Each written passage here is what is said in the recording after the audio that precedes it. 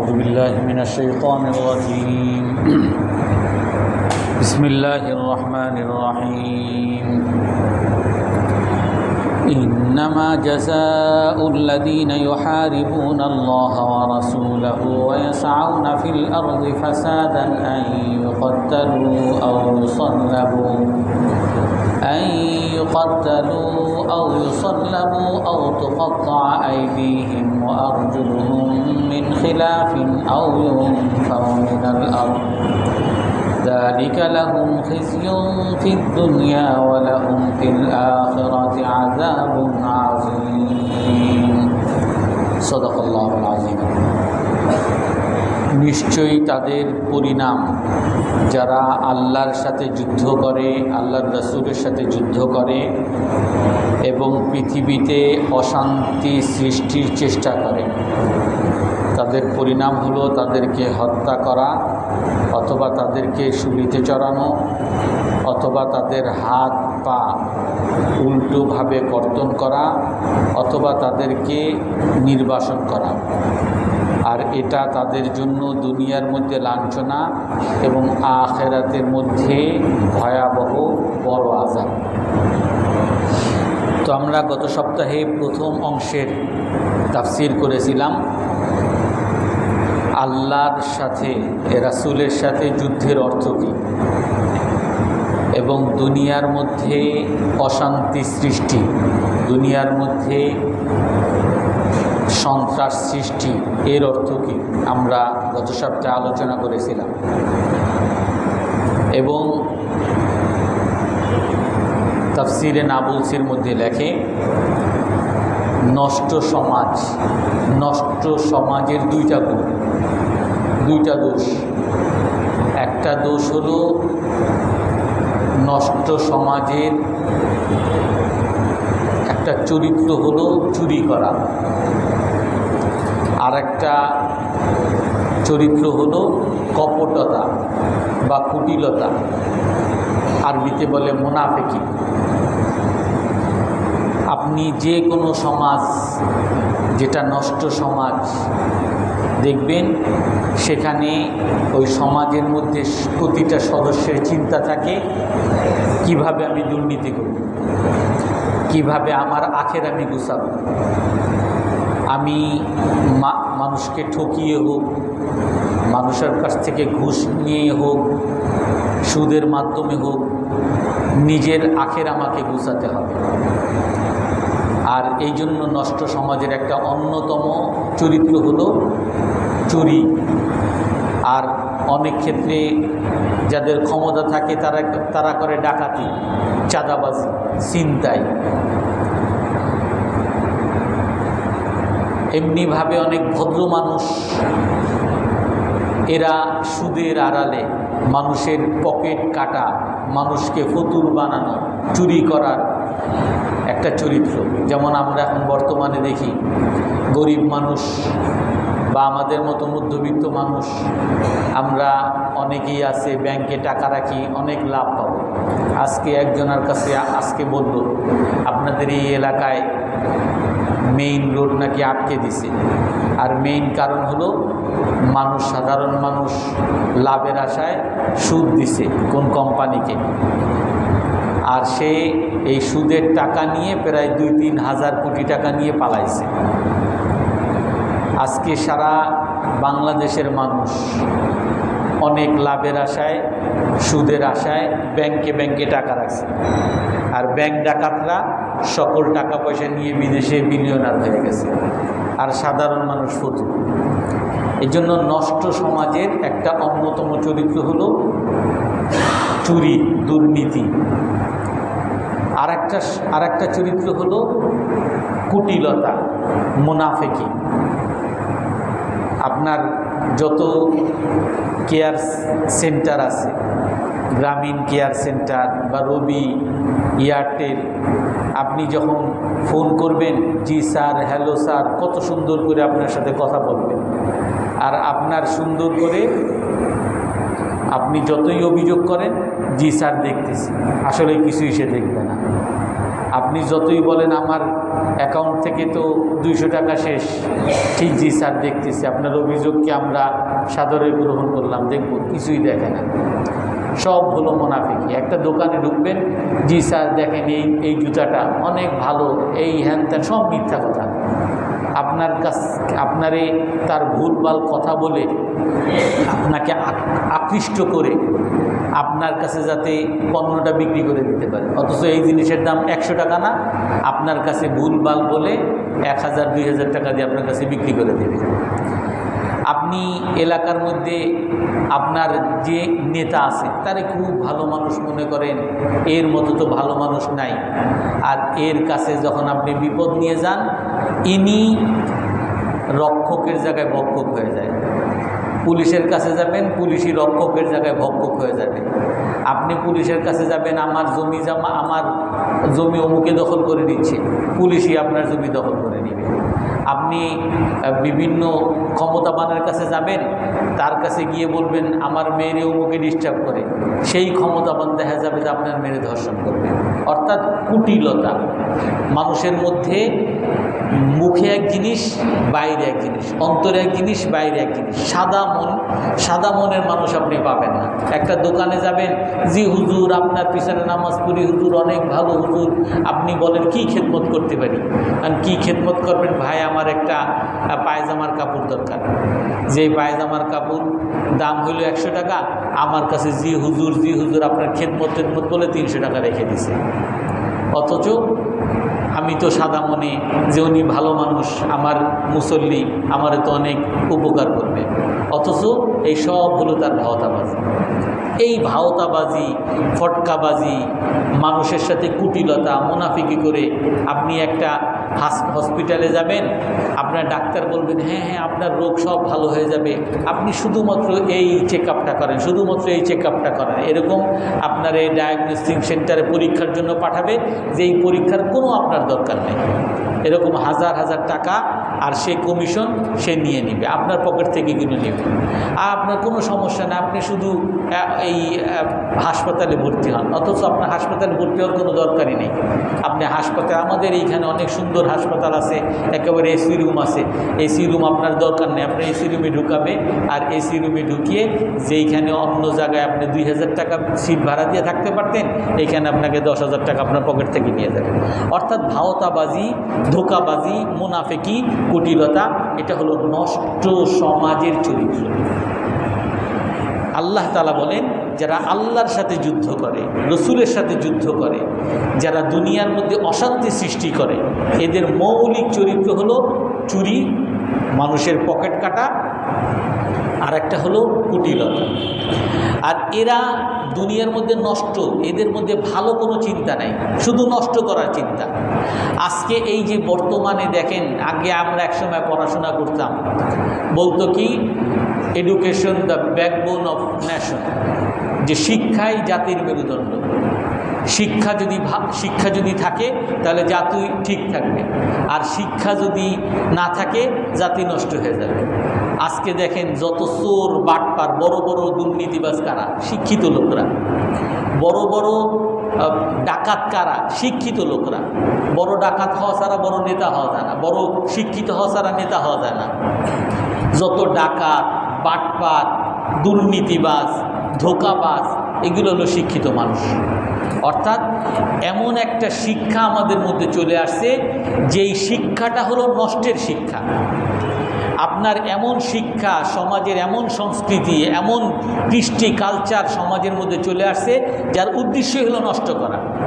আপনার ছেলেকে, আমার ছেলেকে আমি স্কুলে পাঠাই, আপনার ছেলেকে আপনি স্কুলে পাঠাইতেছেন, কলেজে পাঠাইতেছেন। কলেজ স্কুল মানে কি?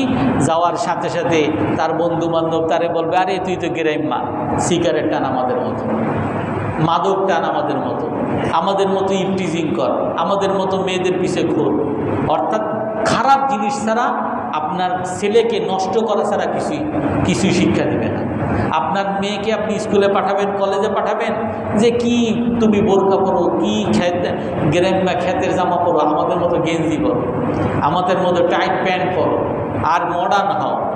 আপনার এই ভালো একটা লজ্জাবতী মেয়েকে এরা নষ্ট করে দেবে। আজকে সমাজের চরিত্রই হলো নষ্ট করা।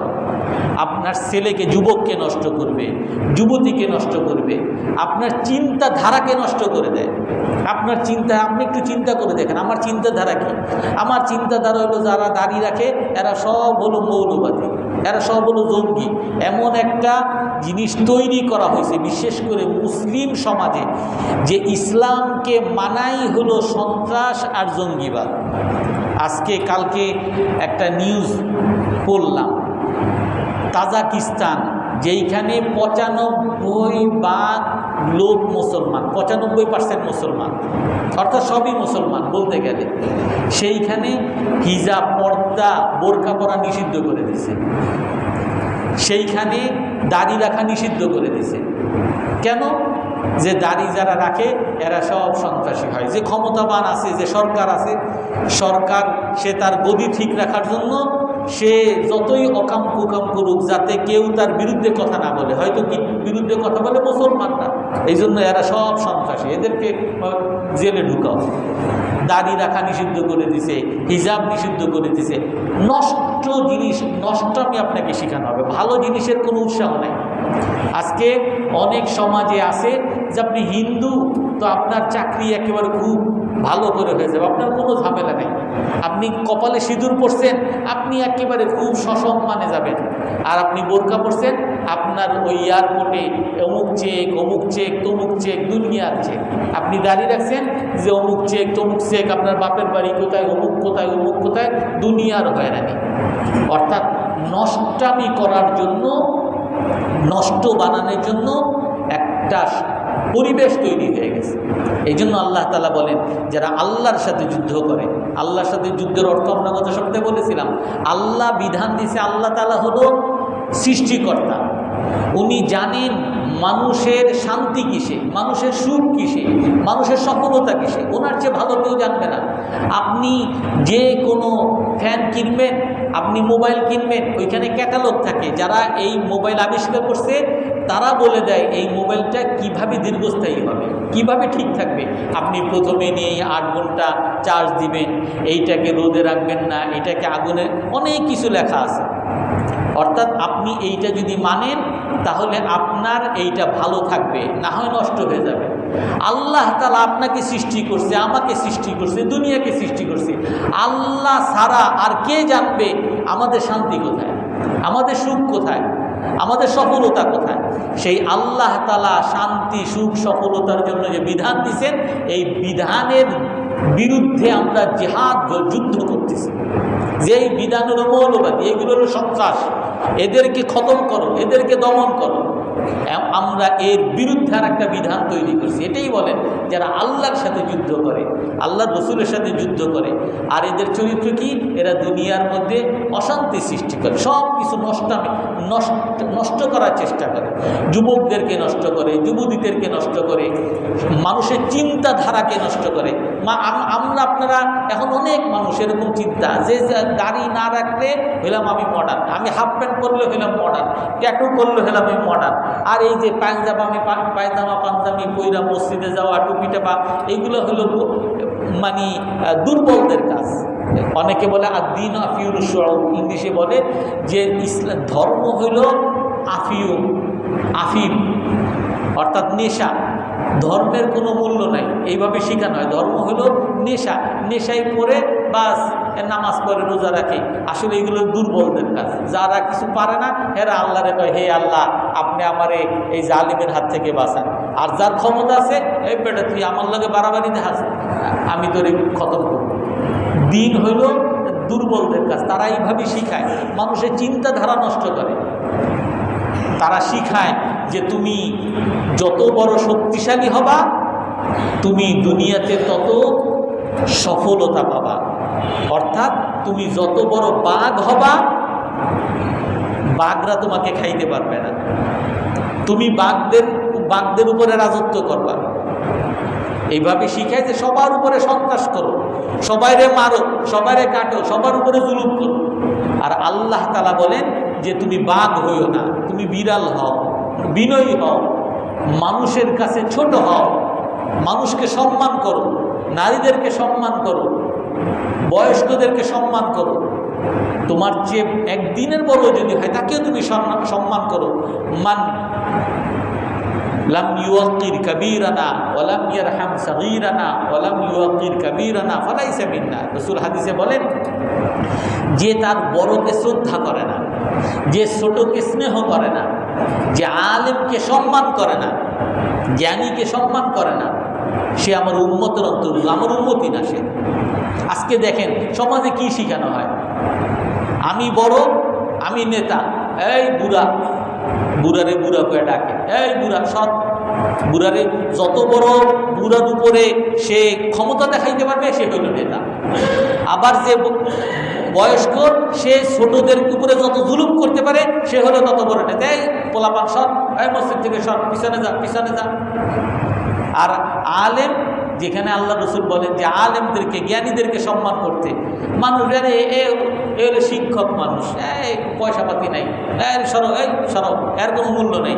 নেতার মূল্য, চোরের মূল্য, ডাকাতের মূল্য, আর শিক্ষকের মূল্য নাই, হুজুরের কোনো মূল্য নাই। হুজুরের আবার এত বেতন লাগে নাকি? হুজুরের আবার এত পয়সা লাগে নাকি? হুজুরের আবার এত খাওয়া লাগে নাকি? তার কোনো মূল্য নাই। আমাদের সমাজটা একটা নষ্ট সমাজ হয়ে গেছে। এটাই আল্লাহ তাআলা বলেন, ইন্নামা জাযাউল্লাযীনা ইউহারিবুনাল্লাহা ওয়া রাসূলা, যারা আল্লাহর সাথে যুদ্ধ করে, রাসূলের সাথে যুদ্ধ করে এবং দুনিয়ার মধ্যে অশান্তি সৃষ্টি করে, এদের পরিণাম, এদের বদলা, এদের শাস্তি হলো তাদেরকে হত্যা করা, তাদেরকে শুলিতে চড়ানো, তাদেরকে তাদের হাত পা উল্টো দিক থেকে কাটা, তাদেরকে নির্বাসন দেওয়া। এই আয়াতটা বিশেষ করে নাজিল হয়েছে রাসূলের যুগে। বনু ঔরাইনা এক জাতি, সেই জাতির কিছু লোক মদিনায় আসছে মুসলমান হওয়ার জন্য। তো মুসলমান, কিছু বর্ণনা আসছে তারা মুসলমান হওয়ার জন্য আসছে, আর কিছু বর্ণনা আসছে যে তারা আসলে খারাপ মানুষ, ভাব নিছে মুসলমান হওয়ার। তো মদিনায় মুসলমান হওয়ার পরে তারা অসুস্থ হয়ে গেছে, তাদের পেট খারাপ হয়েছে, তাদের জ্বর হয়েছে, আবহাওয়ার তাদের সাথে খাপ খায়নি, আবহাওয়া প্রতিকূল হওয়ার কারণে তারা অসুস্থ হয়ে গেছে। তো তারা গিয়ে রসুলের কাছে অভিযোগ করছে, হে আল্লাহর রসুল, আমরা তো মুসলমান হইতে আসছিলাম, আমরা তো মুসলমান হয়েছি, কিন্তু মদিনার এই পরিবেশ, আমাদের মদিনার আবহাওয়া আমাদের সাথে খাপ খায় না। বুখারী, মুসলিম সমস্ত হাদিসের কিতাবে আসছে ঘটনাটা, তাফসীর ইবনে কাসিরের মধ্যে আসছে। তো আমাদের এই অসুস্থতা থেকে এখন কি উপায়, আমরা কি করব? তখন আল্লাহ রসুল বলছেন, আলা তাখরুজুনা মা রাঈনা ইলাল ইবিল, তোমরা আমাদের রাখালদের সাথে মদিনার বাইরে উপত্যকায় যাও, সেখানে আমাদের উট আছে, উট চড়ানো হয়, উটের মাঠ আছে, সেইখানে উট চড়ানো হয়।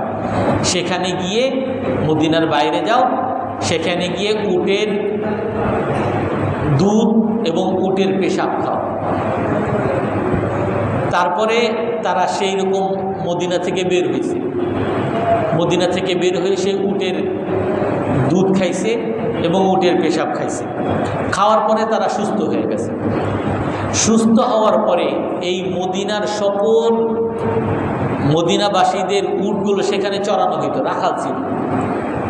তো দুই একজন রাখাল যারা ছিল তাদেরকে এই ঔরাইনার, এদের মধ্যে কোনো বর্ণনা আছে 8 জন, কোনো বর্ণনা আছে 12-13 জন। তো তারা এই রাখালদেরকে হত্যা করছে, হত্যা করে তাদের হাত পা কাটছে, তাদের চোখ উঠিয়ে ফেলছে, চোখ উঠিয়ে তাদেরকে মরুভূমিতে শোয়া রাখছে, পানি পানি করে তারা চিল্লাইছে, পানীয় দেয় নাই, পানির তৃষ্ণায় তাদের আহত ক্ষতবিক্ষতর কারণে তারা মারা গেছে। আর তারা এই উট যেগুলো ছিল সমস্ত উটগুলো ডাকাতি করে তারা নিয়ে তাদের দেশে রওনা দিয়েছে।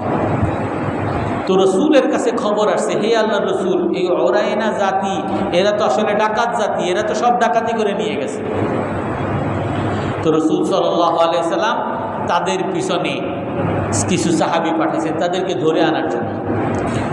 তো অনেক দূরে যাওয়ার পরে তাদেরকে ধরে আনছে, এই উরায়না সকলকেই ধরে আনছে। তো ধরে আনার পরে উটো নিয়ে আসছে। তারপরে তাদেরকে বলল যে তোমরা আমাদের রাখালদেরকে কেন হত্যা করলা? যেহেতু রাখালদেরকে হত্যা খুব নির্মমভাবে করছে, হত্যা করছে, হাত পা কাটছে, চোখ উপড়াইছে। আর ইসলামের নিয়ম হলো ওয়ালাকুম ফিল কিসাসি হায়াতুন ইয়া উলিল আলবাব, কিসাস, আপনি যা করবেন আপনার দণ্ড হলো সেরকম। তো এখন এরা হত্যা করছে, শুলিতে চড়াইছে, চোখ উপড়াইছে। তো আল্লাহ রসুল সাল্লাল্লাহু আলাইহি ওয়াসাল্লাম তাদের ক্ষেত্রে বিধান দিয়েছেন এবং তখন এই আয়াত নাযিল হয়েছে। তখন আল্লাহ রসুল সাল্লাল্লাহু আলাইহি ওয়াসাল্লাম এদেরকে বিধান দিয়েছেন যে এদেরকে হাত পা কেটে হত্যা করে শুলিতে চড়িয়ে চোখ উপড়িয়ে ফেলতে। এভাবে তাদেরকে মৃত্যুদণ্ড দেওয়া হয়েছে। মৃত্যুদণ্ড দেওয়ার পরে এই আয়াত নাযিল হয়েছে। এখানে আর একটা ঘটনা প্রসঙ্গক্রমে হযরত আনাস ইবনে মালিক রাদিয়াল্লাহু আনহু, এক বড় সাহাবী, আপনারা সবাই জানেন, রাসূলের খাদেম ছিলেন। উনি বলেন মা নাদিমতু আলা হাদিসিন, উনি বলেন আমি কোনো হাদিস বর্ণনা করতে লজ্জিত হই নাই, কিন্তু একটা হাদিস বর্ণনা করে আমি বড় লজ্জিত। কারণ সাহাবীরা রসুলের সুন্নতকে, রসুলের হাদিসকে প্রচার করতেন, আর এটাই হলো সকলের দায়িত্ব। কিন্তু হযরত আনাস ইবনে মালিক বলেন যে আমি একটা হাদিস বলে আমি এখন লজ্জিত। সেটা কি? যে আমাকে একদিন হাজ্জাজ বিন ইউসুফ, রসুলের পরের যুগে ওলীদ ইবনে মালিক অর্থাৎ খলিফা হযরত মুআবিয়া ইবনে আবি সুফিয়ানের পরে ওলীদ ইবনে মালিক, উমাইয়া বংশের খলিফা ছিলেন ওলীদ ইবনে মালিক, তার যুগে ছিল হলো হাজ্জাজ বিন ইউসুফ। আর হাজ্জাজ বিন ইউসুফ ওলীদ ইবনে মালিকের বিরোধী যারা ছিল, অনেক সাহাবী, বিশেষ করে আব্দুল্লাহ ইবনে জুবায়ের বড় সাহাবী, এই সাহাবী সহ অনেক সাহাবী তাকে মানত না, তার বিরোধী ছিল। এই হাজ্জাজ বিন ইউসুফ সাহাবীদেরকে, তাবিঈদেরকে ধরে ধরে সে হত্যা করছে এবং অনেক আলেমদেরকে মারছে। তো হাজ্জাজ বিন ইউসুফ একবার আনাস বিন মালিকের কাছে জিজ্ঞাসা করছেন যে হে আনাস বিন মালিক, আপনি আমাকে একটু বলবেন মা হুয়া আশাদ্দু উকুবাতিন আকাবাহু নবী সাল্লাল্লাহু আলাইহি ওয়াসাল্লাম, রসুল সবচেয়ে বড় শাস্তি কোন শাস্তিটা আছে যেটা রসুল দিয়েছেন, সবচেয়ে বড় শাস্তিটা কি সেটা আমাকে একটু বলেন। তখন আনাস ইবনে মালিক বলেন যে তখন আমি তাকে এই হাদিসটা বলছি যে উরায়নারা আসছে, তারা যখন ওই রাখালকে হত্যা করছে, শুলিতে চড়াইছে, হাত পা কাটছে, চোখ উপড়িয়ে ফেলছে, তো তাদের শাস্তি স্বরূপ তাদেরকে যে এই শাস্তিটা দিছেন, এই শাস্তিটা রাসূল সাল্লাল্লাহু আলাইহি ওয়াসাল্লাম সবচেয়ে কঠিন শাস্তি দিছেন। আর আনাস বিন মালিক যখন এই হাদিস বলছেন, ওই হাজ্জাজ বিন ইউসুফ এমনি জালিম, এমনি মানুষের উপরে জুলুম করে, বিরোধী পক্ষ সবাইরে মারে, সে এই দলিল পেয়ে আরও সে একেবারে বক্তৃতা দিতে উঠে বলে, আরে তোমরা আমাকে জালিম বলো, আমি তোমাদেরকে যা করি এগুলো সব রসুলের অনুসরণ করে খারাপ কাজ, সাথে রসুলের অনুসরণের কথা তারা বলতেছে।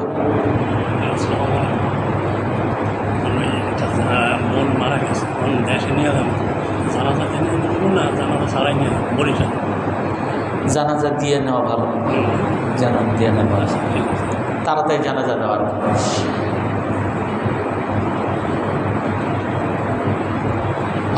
হাজ্জাজ বিন ইউসুফ তখন বলেন যে এই দেখো আমি যা করি সব রসুলের অনুসরণ করে করি। খারাপ মানুষরা তারা যখন কাউরে ধরতে চায় ওই ধর্ম ব্যবসা করে ধরে যে এই ধর্মের অবমাননা করছে, অথচ এই লোকটাই হলো ধার্মিক মানুষ, কিসের ধর্মের অবমাননা করবে। হযরত আনাস বিন মালিক বলেন যে আমি হাজ্জাজ বিন ইউসুফকে এই হাদিস বলে আমি বড় লজ্জিত হয়েছি, আমার এই হাদিস দ্বারা সে আরও দলিল পেয়ে আরও খারাপ কাজ বাড়ায় দিয়েছে। এই হাদিস এই আয়াতের মধ্যে তো আছে। এখন এইখানে বলা হয়েছে যে যারা এই খারাপ কাজগুলো করে, বিশেষ করে ফোকায়ে কেরাম, আমি যদিও আল্লাহ রসুলের সাথে যুদ্ধের বিভিন্ন অর্থ করছি, কিন্তু ফোকায়ে কেরাম যেই অর্থ এখানে করেন সেটা হলো যারা আল্লাহ এবং আল্লাহর রসুলের সাথে যুদ্ধ করে এবং দুনিয়াতে অশান্তি সৃষ্টি করে, অর্থাৎ যারা ডাকাতরা এরা সাধারণত মানুষকে ভয় দেখায়, মানুষের সম্পদ কেড়ে নেয় এবং মানুষ সম্পদ কেড়ে নিতে মানুষকে হত্যাও করে, মানুষকে বিভিন্নভাবে জুলুমও করে। এই ডাকাতদের শাস্তি হলো তাদেরকে হত্যা করা, তাদেরকে শুলিতে চড়ানো, হাত পা কাটা। এখন এই যে শাস্তিগুলো বলা হয়েছে, এই শাস্তিগুলো কি ফিকহের মধ্যে দুইটা মত আছে, এইগুলো সবগুলো কি একসাথে হবে নাকি আলাদা আলাদা হবে? এখানে শাসকের উপর একটা মত হলো যে শাসকের স্বাধীনতা থাকবে। শাসক যদি মনে করে যে তার শুধু হাত পা কাটলেই হবে, কাটতে পারে। অর্থাৎ যদি কেউ কোনো ডাকাতি করতে গিয়ে শুধু ভয় দেখাইছে, শুধু আহত করছে কিন্তু হত্যা করে নাই, সম্পদও নেয় নেই, তো সেই ক্ষেত্রে ওই ডাকাতের শাস্তি যদি শাসক চায়, তার ডাকাতের শাস্তি শুধু হাত বা পা কেটে দিতে পারে। সে যদি হত্যা করে, ওই ডাকাত যদি সম্পদ নিতে গিয়ে হত্যা করে, তাহলে তাকে হত্যা করতে পারে শাসক যদি চায়, বিচারক যদি চায়। এমনিভাবে সে যদি ওই সম্পদ নেয় এবং তাকে হত্যাও করে, সম্পদ নিচে হত্যাও করছে, ভয়ও দেখেছে, তিনও কাজ যদি করে, তাহলে তাকে হত্যা করার পরে শুলিতেও চড়াইতে পারে। বড় সন্ত্রাসী, বড় ডাকাত হত্যা করার পরে শুলিতে চড়াইতে পারে। এবং আউল ফৌমিনার জমিন থেকে নির্বাসন করা, সে হয়তোবা শুধু ভয় দেখাইছে, মালও নেয় নাই, সম্পদও নেয় নাই এবং কাউকে হত্যাও করে নাই এবং আর কোনো অপরাধও করে নাই, শুধু ভয় দেখাইছে।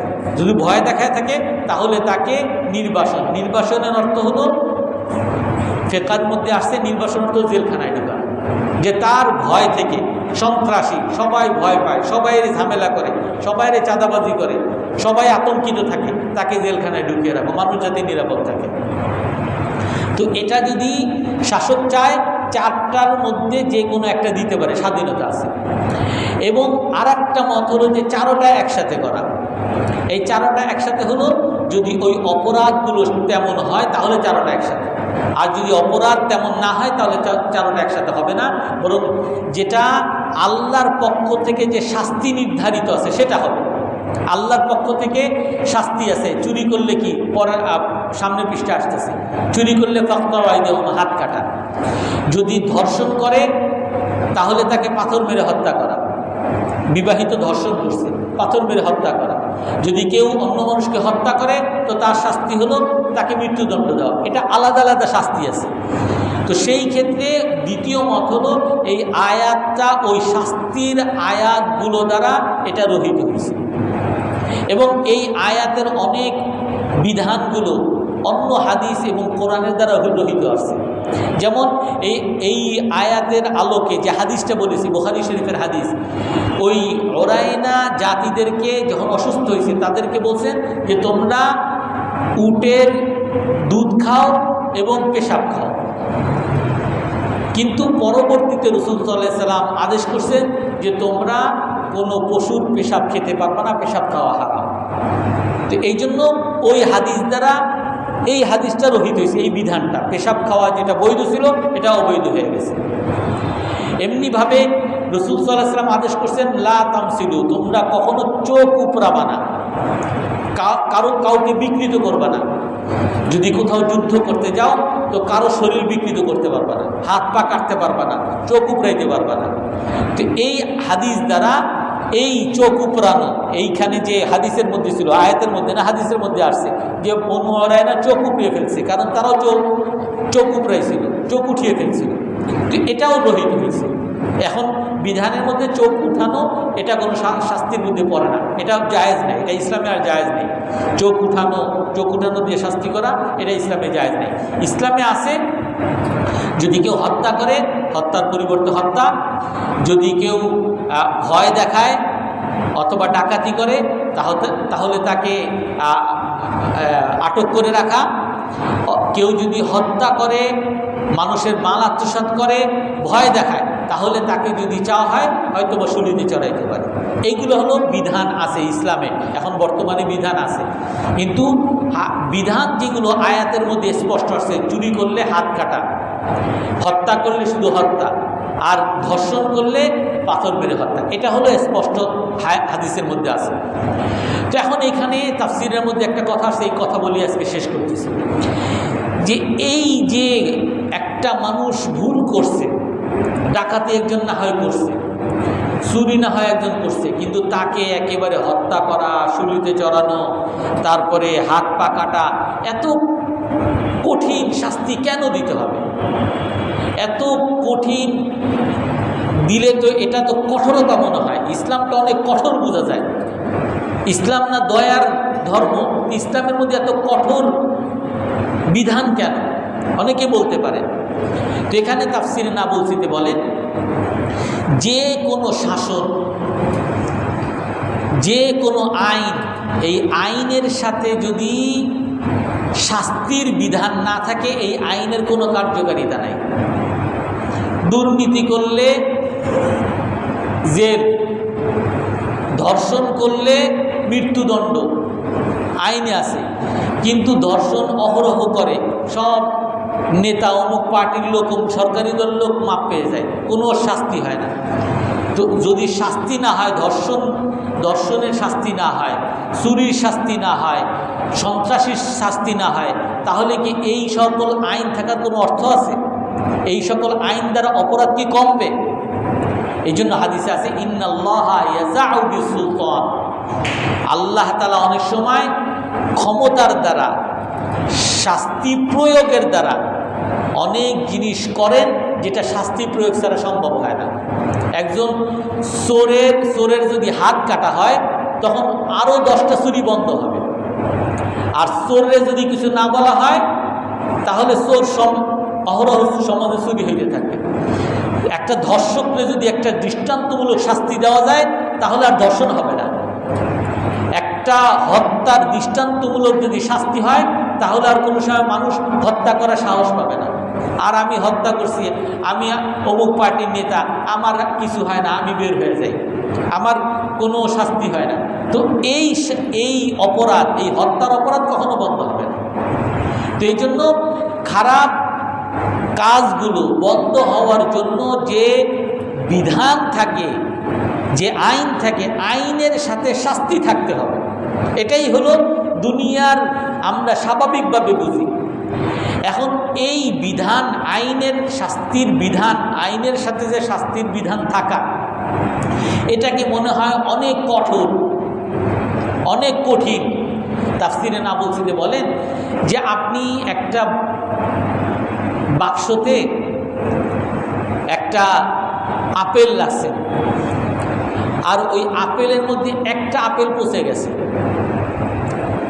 এখন এই একটা আপেল আপনি বলেন, এত কষ্ট করে এত পয়সা দিয়ে আপেল কিনছি, এইটা নষ্ট হলে থাক, রাখি।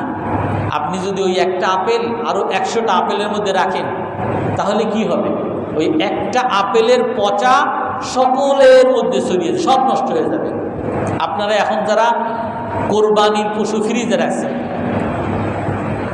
একটা গোশতের একটা টুকরা যদি নষ্ট হয়, ফ্রিজে কারেন্ট নেই, নষ্ট হয়েছে, একটা টুকরা নষ্ট হয়েছে, ওটা যদি ওই ফ্রিজে রাখেন, ওই নষ্ট, ওই পচা সমস্ত গোশতের মধ্যে ছড়িয়ে সব নষ্ট হয়ে যাবে। এটাই স্বাভাবিক। এই জন্য বুদ্ধিমানের কাজ হলো বা নিয়ম হলো, আপনি নষ্টটাকে সেখান থেকে ফেলে দিবেন, তখন আপনার বাকিগুলো ভালো থাকবে। তো এই জন্য যদি কোনো ডাকাত সমাজে থাকে, কোনো হত্যাকারী ঘাতক সমাজে থাকে, কোনো ধর্ষক সমাজে থাকে, ওই একজন ধর্ষককে আপনি হত্যা করা, এর দ্বারা 100 মানুষ বেঁচে যাওয়া, 100 মানুষের নিরাপত্তা বিধান। তো এটাকে কঠোরতা বলা যায় না, বরং যদিও একজনের ক্ষেত্রে কঠোরতা ঠিক আছে, কিন্তু আরও 100 জনের উপরে আপনার দয়া দেখানো হচ্ছে। আর আপনি বলবেন যে ধর্ষণ বুঝে নাই, ছোট মানুষ করে ফেলছে, আপনি তারে মাফ করে দেন। এই যদি মাফ করে দেন, এই দর্শক কি ভালো মানে থামবে, নাকি আরো দশজন নারীকে নষ্ট করবে? একজন ঘাতককে যে না বুঝে নাই থাক ছেড়ে দেন, এই ঘাতক কি থামবে? আরো 10 জন মানুষকে মারবে, সন্ত্রাসী এরকম 10 জনকে মারবে। সেই জন্য এটা যদিও কঠোর মনে হয়, কিন্তু দুনিয়ার অন্য মানুষদের তুলনায়, হাজারো মানুষদের তুলনায় এটা বরং দয়ার একটা বিধান। এটাই আল্লাহ তাআলা কোরআনে কারিমের মধ্যে যখন মৃত্যুদণ্ডের বিধান দেন, সেখানে কি বলেন? ওয়ালাকুম ফিল কিসাসি হায়াতুন ইয়া উলিল আলবাব। মৃত্যুদণ্ডের মধ্যে হলো সারা পৃথিবীর মানুষের জীবন। আমাদের আগের আয়াতে কি গেছে? মান কাতালা নাফসান, যে একটা মানুষকে অন্যায়ভাবে হত্যা করলো, সেই জন্য সারা পৃথিবীর মানুষকে হত্যা করলো। ওমান আহইয়াহা, যে একটা মানুষকে জীবন দান করলো, সেই জন্য সারা পৃথিবীর মানুষকে জীবন দান করলো। এই জন্য মৃত্যুদণ্ড যদিও একজন খারাপ মানুষের হয়, এটা তার ক্ষেত্রে কঠোরতা হলেও অন্য হাজার হাজার লক্ষ লক্ষ মানুষের জন্য এটা দয়া, এটা রহমত। এই জন্য ইসলাম কঠোরতার ধর্ম, অমুক কঠোর, অমুক বিধানটা কঠোর, অমুক বিধান কঠোর, এগুলো বলার কোনো যৌক্তিকতা নেই। যারা এইসব আলোচনা করে এদের দেখেন, এই যে আমেরিকা, ইউরোপরা, তারা একটা মানবতার ধর্ম কতই করে না। আবু গারিব কারাগার, এই যে তালেবানদেরকে ধরে ধরে যে কারাগারে রাখছিল, আমেরিকার আবু গারিব কারাগারে যেখানে রাখছিল, সেইখানে ওদেরই অ্যামনেস্টি ইন্টারন্যাশনাল এরাই রিপোর্ট দিছে যে ওইখানে মানবতা লঙ্ঘন হয়েছে। এদের তদন্ত করতে গিয়ে পানির মধ্যে চুবাইছে, গরম পানির মধ্যে ইলেকট্রিক শর্ট দিছে, অর্থাৎ তাদেরকে পুরো উলঙ্গ করে তাদেরকে পিটাইছে। বরং এই আজকের পেপারই তো আসছে, ইসরায়েলে ফিলিস্তিনি একজনকে হত্যা করছে, একজনকে গুলি করছে, আহত ব্যক্তি, যুবকটা আহত, গুলি লাগছে পায়ে, বুকে গুলি লাগছে। তাদের যে আর্মি ভ্যানের বনেটের মধ্যে তারে বাইন্দে তারে নিয়ে গেছে।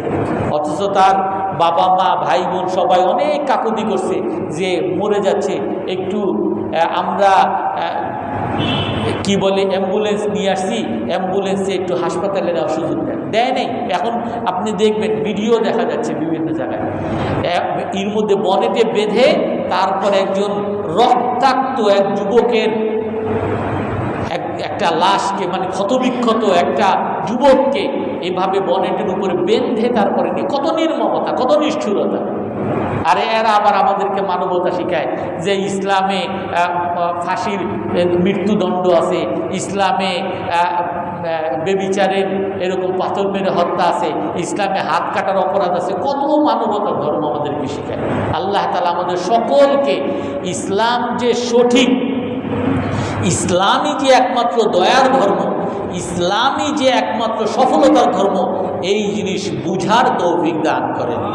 আমরা সবাই ইসলাম যে সঠিক, ইসলাম যে দয়ার ধর্ম, ইসলাম যে শান্তির ধর্ম, ইসলাম যে সফলতার ধর্ম, এই দাওয়াত আমরা সকলের কাছে পৌঁছাবো তো ইনশাআল্লাহ। আল্লাহ তাআলা আমাদের সকলকে তৌফিক দান করেন। আমরা যাকে যেখানে পাবো ইনশাআল্লাহ আমরা মানুষের ব্রেনকে, ইমানকে, তাদের বিশ্বাসগুলোকে ঠিক করার চেষ্টা করব। আজকে আমাদের সমাজের ব্রেনগুলো ইসলামের ক্ষেত্রে নষ্ট হয়ে আছে। অনেক মানুষ দেখবেন শিক্ষিত মানুষ মানে হলো ইসলামে হাত কাটার বিধান আছে, অনেক কঠোরতা। আরে যে চুরি করে আরেকজন হত্যা করে, তোমার কাছে এটা কঠোরতা লাগে না, শুধু একটু হাত কাটা হয়েছে এটাই তোমার কাছে কঠোরতা লাগে। আল্লাহ তাআলা আমাদের সব তৌফিক দান করেন। যে কারো কোনো প্রশ্ন আছে বলেন। ওজন করে বেচা কিনা, এটা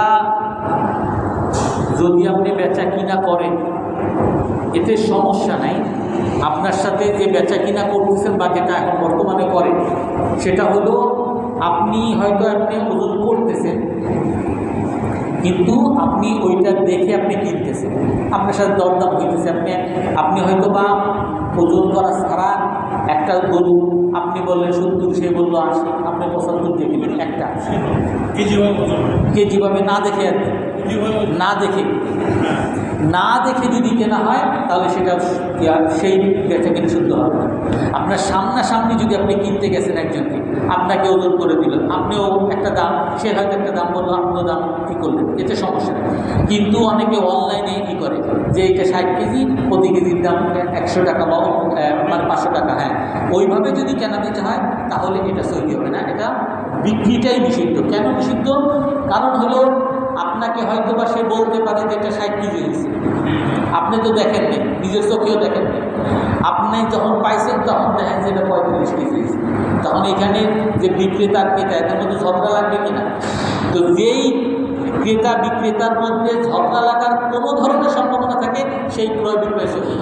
ক্রয় বিক্রয় সহি হওয়ার অন্যতম শর্ত হলো দুজন সন্তুষ্ট হতে হবে।